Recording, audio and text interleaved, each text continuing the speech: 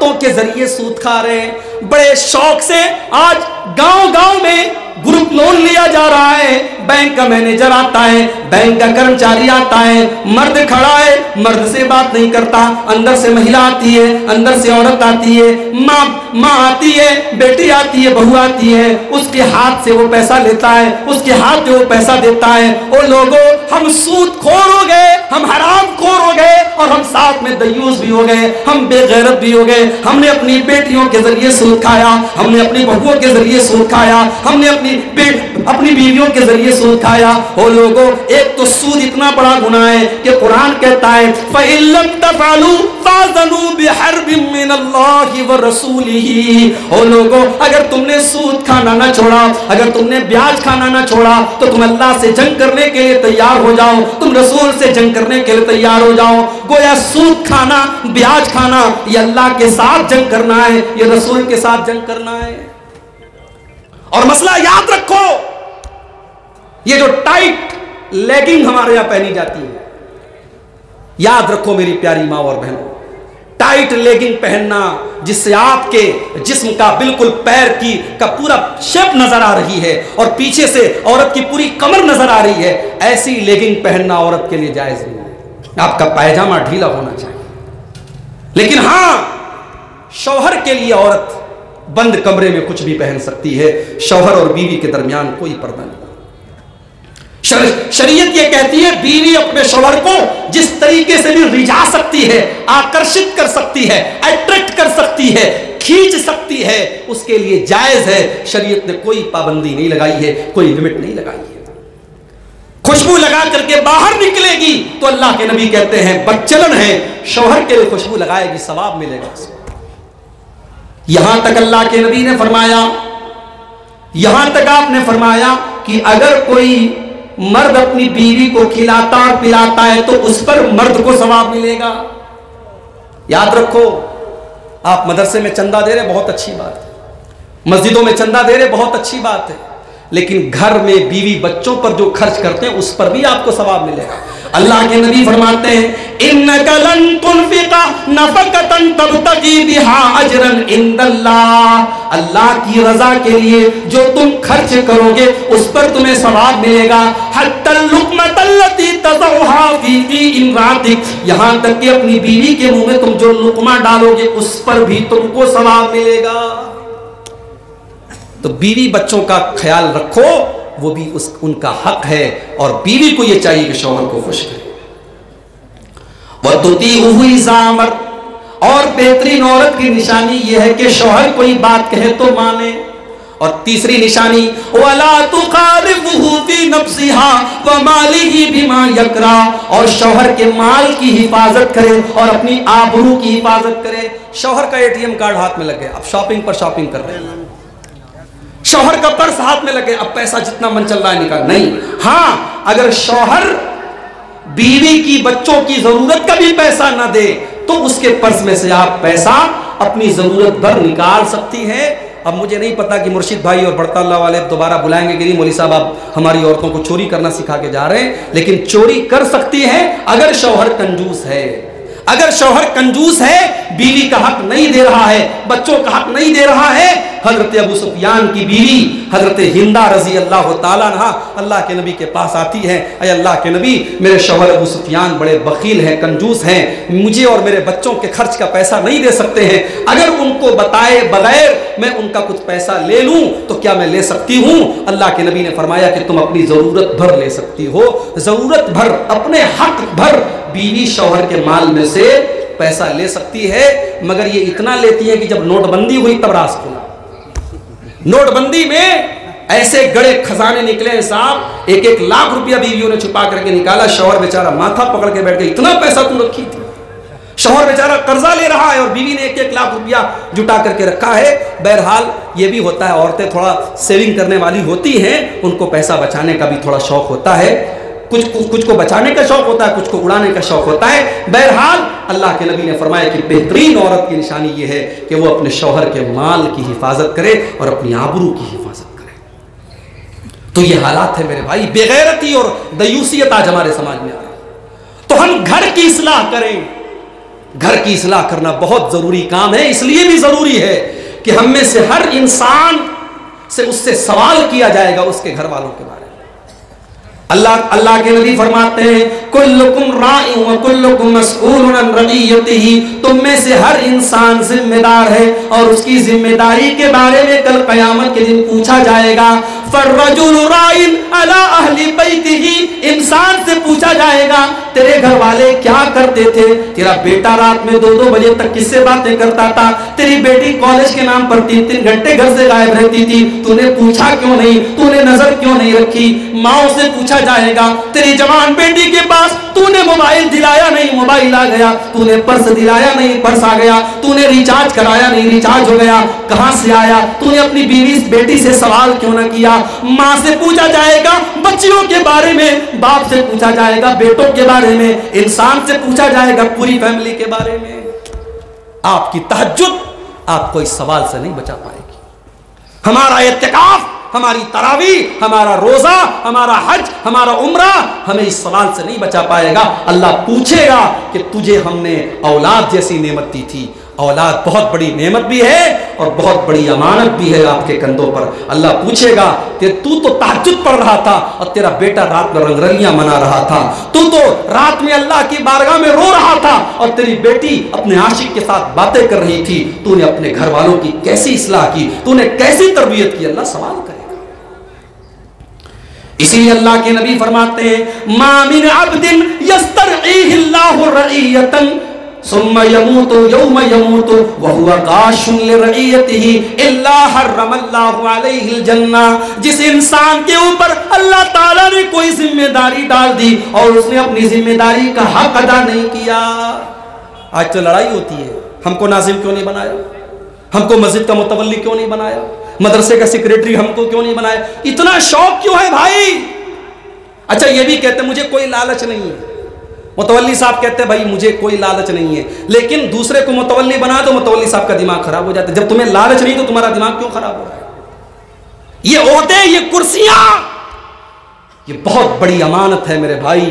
اگر آپ نے اس کا حق ادا نہیں کیا تو اللہ کے نبی کتنی سخت بات بول رہے ہیں. اگر آپ نے اپنی ذمہ داری کا حق ادا نہیں کیا الا حرم اللہ علیہ الجنہ، اس انسان پر جنت حرام ہو جائے گی. اگر ایک مدرسے کا سیکریٹری مدرسے کی رقم کھا رہا ہے، بے ایمانی کر رہا ہے، ایک مسجد کا متولی مسجد کے چندے میں خرد بٹ کر رہا ہے، ایک علاقے کا ذمہ دار اگر اپنے عہدے کے ساتھ انصاف نہیں کر رہا ہے، نبی کے الفاظ ہیں جنت اس کے اوپر حرام ہو جائے گی. اگر اتنا خطرناک سودا ہے تو جو انسان صاف ستھرا ہوگا وہ تو کہے گا بھیا مجھے نہیں چاہیے، تم یہ کرسی اپنے پاس رکھو، یہ عہدہ اپنے پاس رکھو، مجھے اتنی خطرناک ذمہ داری نہیں چاہیے. اور جو اس کے لیے تڑپے گا، آج دیکھ لیجیے آپ کون سی ایسی مسجد ہے جہاں کمیٹی کا اختلاف نہیں؟ کون سا ایسا مدرسہ ہے جہاں 2 ناظم نہ ہو، 2 سیکریٹری نہ ہو اور آپس میں 2 کمیٹیاں نہ ہو؟ ہر جگہ جھگڑے ہیں. میرے بھائیوں یہ عہدے بہت بڑی ذمہ داری ہیں اور اللہ کے نبی فرماتے ہیں اگر ذمہ داری کے ساتھ آپ نے خیانت کی ہے جنت آپ کے اوپر حرام ہو جائے. تو گھر کی اصلاح کرو. اور اس لیے بھی گھر کی اصلاح کرنا بہت ضروری ہے کیونکہ گھر ہماری عزت کی حفاظت کا ذریعہ ہے.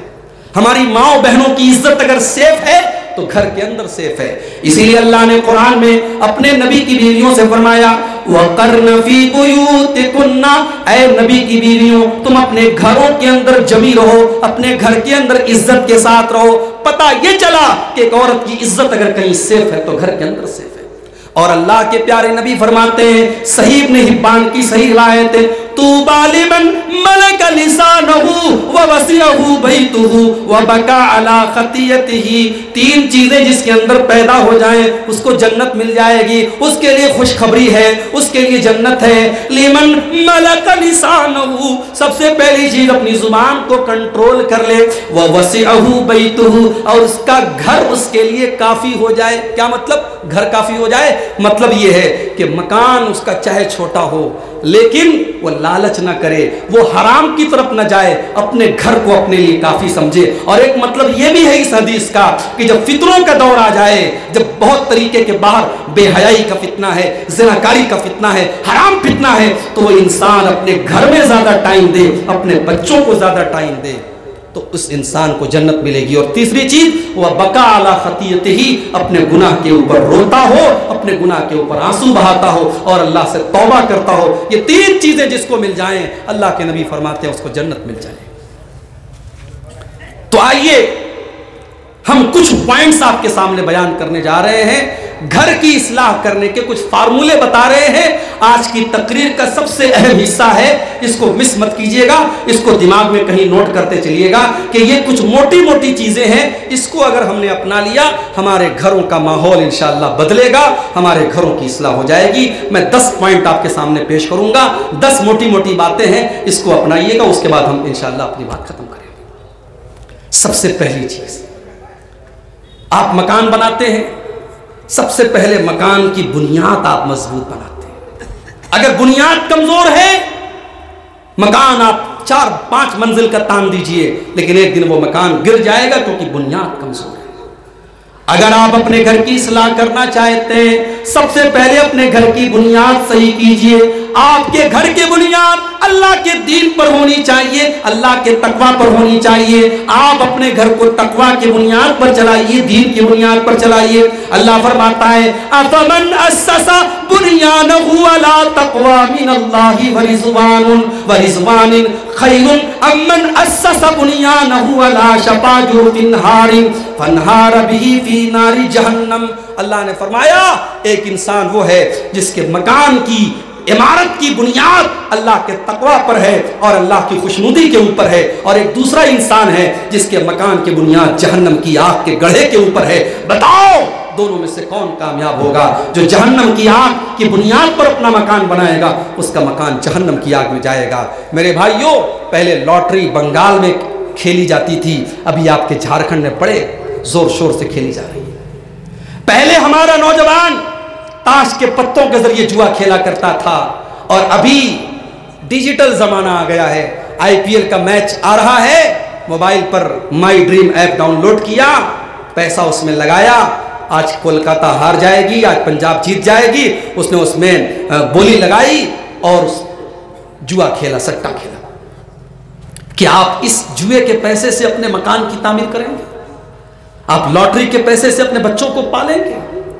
حرام کمائی سے اپنے پریوار کو اگر آپ نے پالا ہے اور اپنے گھر میں آپ وہ حرام کمائی لائے ہیں تو آپ نے جہنم کی آگ کے گڑھے کے اوپر اپنے گھر کی بنیاد رکھی۔ پہلے بنیاد صحیح کیجئے، پہلے بنیاد صحیح کیجئے۔ اور میری پیاری ماں اور بہنوں، آپ سے بھی کہنا چاہتا ہوں، جب آپ اپنے بیٹے کے لیے بہو دیکھنے جائیں اور جب آپ اپنی بیٹی کے لیے داماد دیکھنے جائیں تو آپ ایک نئے پریوار کی بنیاد رکھنے جا رہی ہیں۔ اب وہاں پر بھی آپ بنیاد کیا رکھ رہی ہیں یہ دیکھیے۔ آپ نے جا کر کے رشتہ دیکھا، لڑکی بڑی اچھی ہے، خوبصورت ہے، پڑھی لکھی ہے، برطلہ سے اس نے عالمیت کی ہے، برہٹ سے اس نے عالمیت کی ہے، دیندار ہے، نمازی ہے، سب کچھ ہے۔ گھر میں آپ آئیں، لوگوں نے پوچھا رشتہ کیسا تھا؟ بہت اچھا رشتہ تھا، مگر لڑکی کا رنگ تھوڑا سا سانولا تھا۔ آپ نے تھوڑے سے رنگ کی بنیاد پر ایک دیندار لڑکی کو ریجیکٹ کر دیا۔ آپ نے اس رشتے کی بنیاد دینداری پر کہاں رکھی؟